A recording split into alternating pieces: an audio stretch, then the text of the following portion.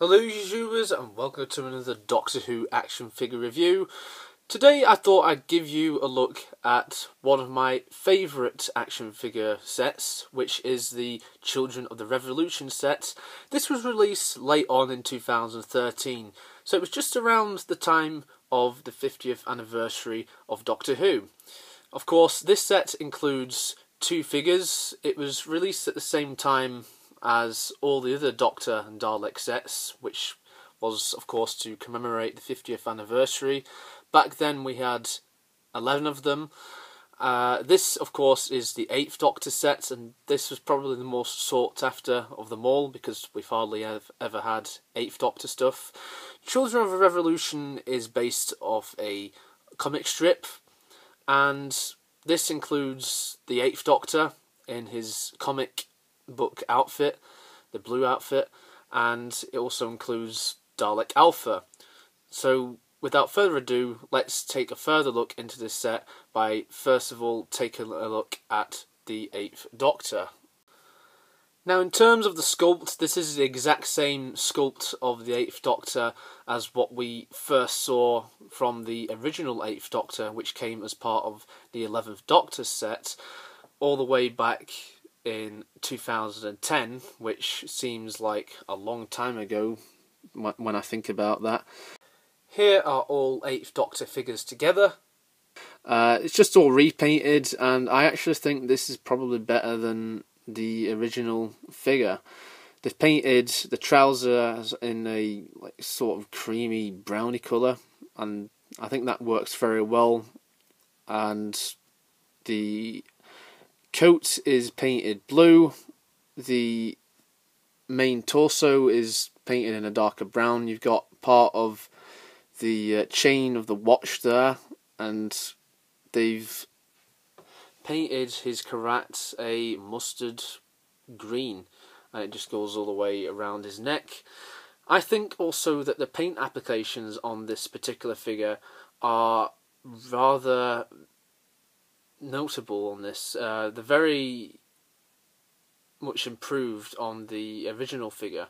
I think the face, if you just take a look at the face, it's not a dead-on likeness to Paul McGann. We know it's Paul McGann, but I think the paint applications which they've applied to this makes it look like it does come out of a comic book, which is very nice.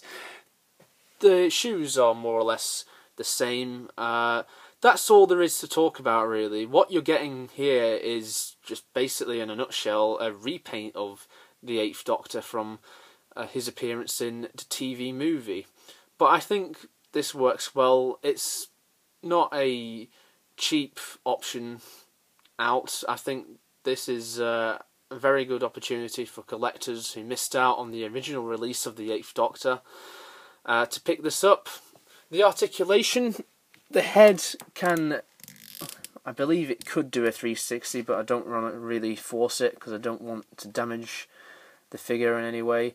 The arms can do a 360, the elbows can move up and down, biceps can do a 360, the legs can move out from side to side but hindered by the coat, the thighs can move 360, the knees can bend in and out, also the legs themselves can go back and forth.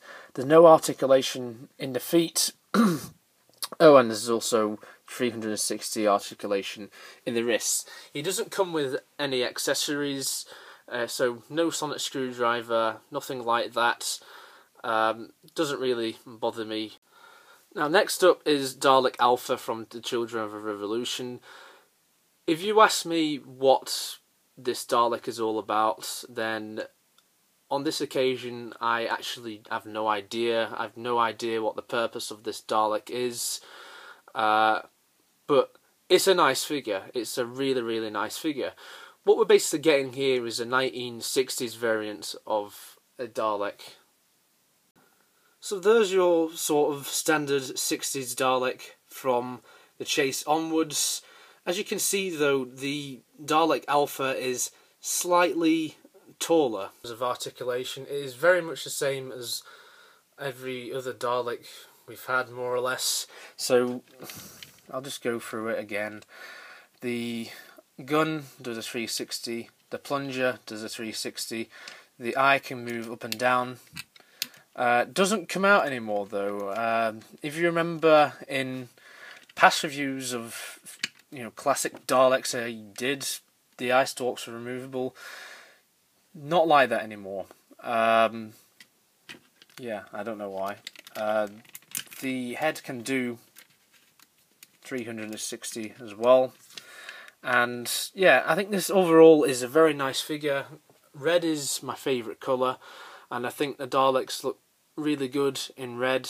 I wish that we had red Daleks permanently in the show, but unfortunately we don't, which is a shame.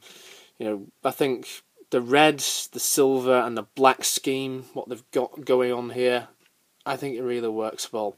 Also note that the gun is the Dead Planet gun. So yeah, overall, not much to say about this. I think this is probably one of the biggest highlights of the figure. Of course, one thing I forgot to note, of course, this is called Dalek Alpha. It has the little alpha sign right there. It'd be nice if we got some more of these types of Daleks. I'm not sure if there's an Omega Dalek or something like that. Who knows, but I doubt that we're going to get a release of that, seeing as this set was released 3 years ago. Two of my favourite figures from my collection. It's one of the most sought after figures that have been ever made by Character Options. I think that this is a great set, recommended for all. If you're big fans of Doctor Who, these will go for huge prices nowadays, I'd expect, on eBay or what have you.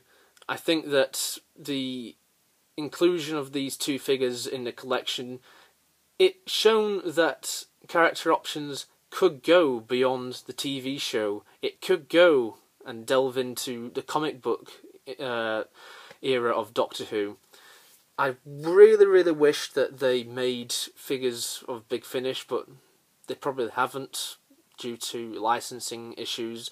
I would just absolutely love if they made Big Finish figures for Doctor Who, because I think if they did that, there'd be a whole new collection of figures. If you all enjoyed this review, please like, comment and subscribe, and if you want, share this video as well to all the rest of the Whovian community, and I shall see you next time.